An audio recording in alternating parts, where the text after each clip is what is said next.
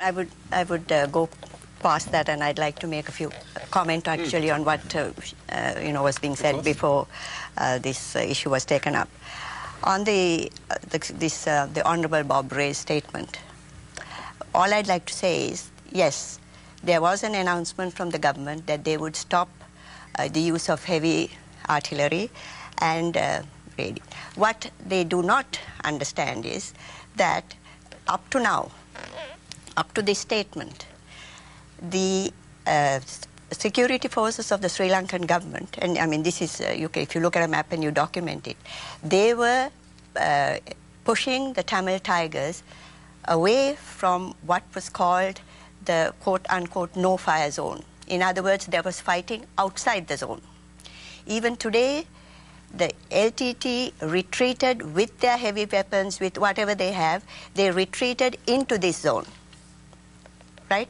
There is a distinction because they retreated into this zone, taking with them the population.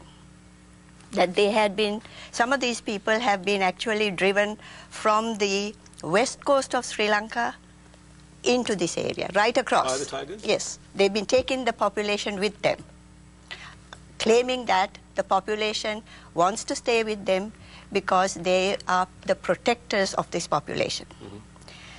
So I want to clarify that the army, the security forces, their movement has been to get everybody, the LTT, into this safe zone. Once they have got them into that zone, they have said there will be no more heavy artillery because they are confined. What about what led up to this situation, though? I mean, obviously there was a crisis now. Which situation are we talking about? Well, the situation now, where there's a virtual civil war and many people are dying. Well, I mean... It's not a civil war, sir. Civil war means it's a different thing. This is not a civil war at all. This is a war against terrorism.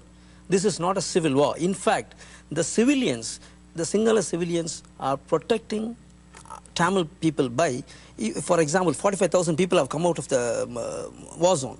And the government, which is their word, the Sinhalese government, I don't say, but they say, the Sinhalese government, giving the food and medicine to the people, and not only for the civilians, all these 10 years, the LTT, which is running a de facto government, has been provided by the government of Sri Lanka, thinking these terrorists also is Sri Lankan citizens.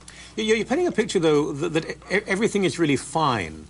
Of course. But that's not what I mean, forgetting politicians and those who are particularly partisan, I've spoken to people for years. I mean, there's only one problem in Sri Lanka. But hold on, I mean, coming from the UK, I think it was more of an issue in Britain than it is in North America. There's still a link with South Asia. And I can remember going back, 30 years now, a very close friend of mine, Francis Ween, speaking at the United Nations about the Tamil people when no one was doing this. And he had stories that were terrifying about the treatment of Tamils in Sri Lanka. I don't think it was made up. I will tell you one example. He was quoting, Mr. David was quoting about a Buddhist monk killing Mr. Bandaranaike. Yeah. How about the same LTT is killing our own Tamil people? He never talks about that.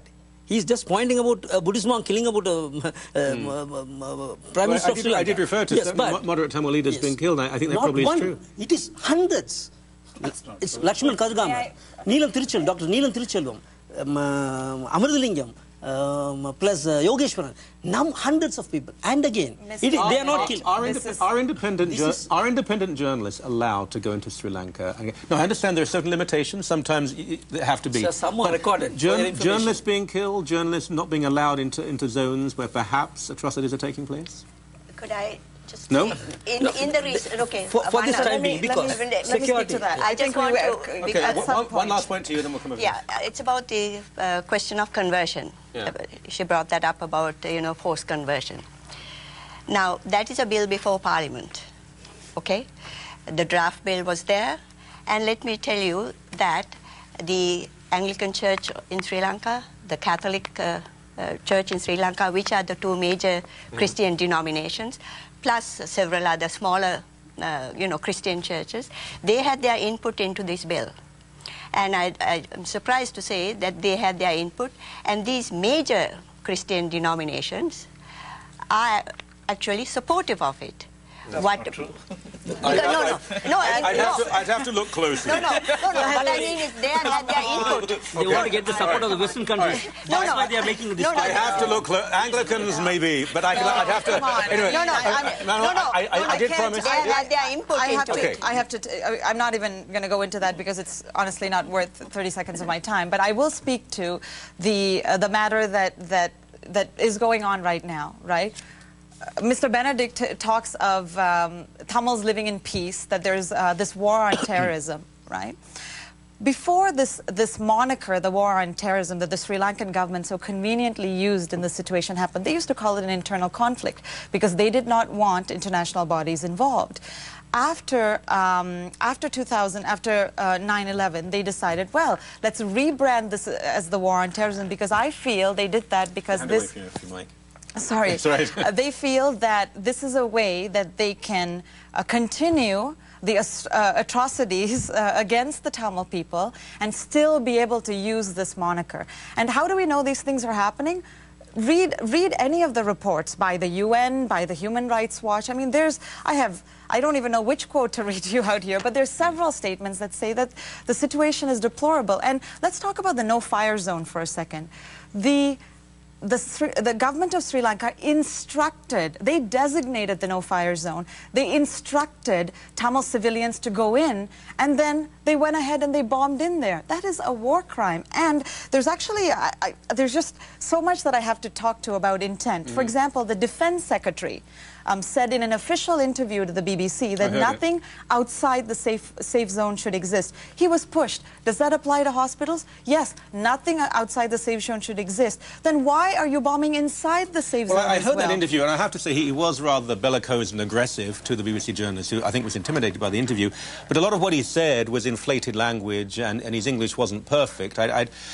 I've seen in other conflicts where, I'm not saying you're wrong, I'm really not, but I've seen in other conflicts where the people who are assumed to have the power are always criticised. And the other side can do pretty much whatever they want to do, and it's always they're the poor victims. And if civilians are killed when there's an attempt to kill terrorists, then of course the government is blamed. Are you saying it's all the fault of the Sri Lankan government? So let me say this. There's two parties to this conflict, and I certainly think that some of the actions of both parties cannot be defended. Right? But I do believe that the government does have the upper hand in the situation right now. I mean, look at some of the things that they've refused. Just over the weekend, I believe, they refused a call by the UN to send in a monitoring mission in there. Right? They are not letting in aid groups. They're not letting in independent media.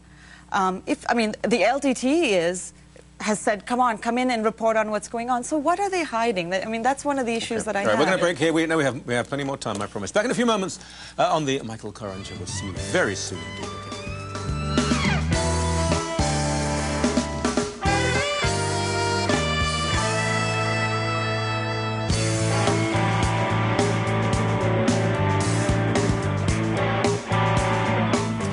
Welcome back, Micheal Coran Show. It's half-time. We're discussing the issue of Sri Lanka and, of course, as you know, as we speak, demonstrations taking place throughout Canada. Has to be said, the Tamil diaspora tends not to be a particularly wealthy one. I mean, I'm not trying to be rude by saying that, but there are certain economic realities, and people have taken time off. They feel very strongly about what is going on.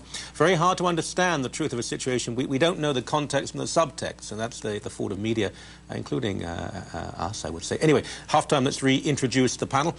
David Poopalsingham, National Spokesperson, Canadian Tamil Congress. Manjula Selvarajaha is also from the Canadian Tamil Congress. She's the media coordinator. Lenin Benedict isn't. He's secretary, the Canadian Democratic Tamil Cultural Association.